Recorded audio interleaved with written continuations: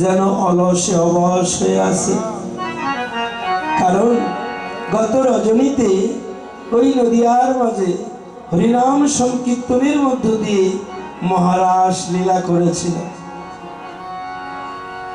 মহারাস লীলা করেছিল। কিন্তু এই অলস কখন এসেছে? যখন নদিয়ায় মহারাস লীলা বিলাসে মত্ত হয়েছিল, তো অলস মনে মনে ভাবছে, আর দুটি নয়নের জলে বক্ষ প্লাবিত করে ভেসে যাচ্ছে। অলস কাঁদছে যে আমি এত নিকৃষ্ট, অস্পৃশ্য, আমি পাপী, আমি এত অধম যে আমি যেখানেই যাই কেউ আমাকে জায়গা দেয় না, কেউ আমাকে স্থান দেয় না। আমা ভাগবত সঙ্গে যদি অলস যায় কেউ জায়গা দেয়? গীতার সঙ্গে অলসকে কেউ স্থান দেয় না, হরিনাম সংকীর্তনে গেলেও স্থান দেয় না, এই লীলা কীর্তনে আসলে অলসকে কেউ স্থান দেয় না। তাই অলস কাঁদছিল।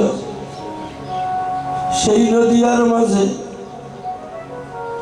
গৌর হরির লীলা বিলাস দর্শনের জন্য অনেক দূর থেকে অলস সেখানে গিয়ে চুরি করে ওই রাস বিলাস অলস দর্শন করেছিল অনেক দূর থেকে। কারণ আমি তো নিকটে যেতে পাবো না, আমাকে কেউ জায়গা দেবে না। যখন দূর থেকে, অনেক দূর থেকে চুরি করে অলস শুধু গৌর হরির লীলা বিলাস দর্শন করছিল, হঠাৎ করে গৌর অলসের দিকে দৃষ্টি দিলেন। যখন অলসের দিকে দৃষ্টি দিয়েছে, সঙ্গে সঙ্গে অলস সেখান থেকে দ্রুত বেগে পলায়ন করতে ধরেছে, ছুটে চলে যাচ্ছে। গৌর হরি হাত ছাড়ি দিয়ে ডাকছে,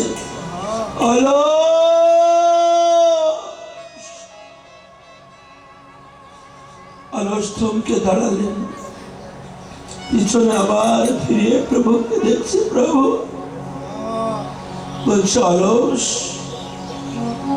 তুই কোথায় চলে যাচ্ছিস রে? আয় আয় অলস। অলস বলেছে, না প্রভু, আমি তোমার নিকটে যেতে পারবো না। বলেছে, কেন অলস? বলেছে, প্রভু